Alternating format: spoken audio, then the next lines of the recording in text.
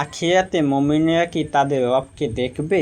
হ্যাঁ, তারা আখিরাতে তাদের রবকে দেখবে। আল্লাহ তাআলার বাণী, সেদিন কতক মুখমণ্ডল হবে হাস্যোজ্জ্বল, তারা তাদের রবের দিকে তাকিয়ে থাকবে। কিয়ামা আয়াত নং 22-23।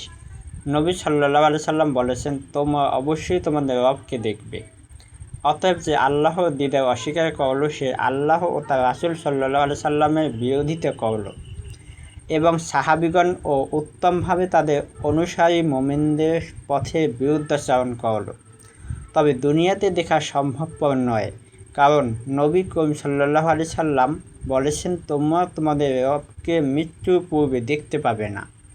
মূসা আলাইহিস সালাম যখন দুনিয়াতে আল্লাহকে দেখার আবেদন করেছিলেন, তখন তিনি বলেছেন, তুমি আমাকে দেখতে পারবে না।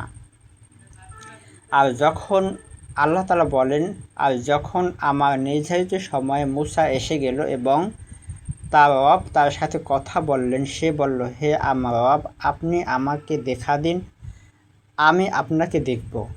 তিনি বললেন, তুমি আমাকে কখনো দেখবে না। সূরা আরাফ আয়াত নং 143।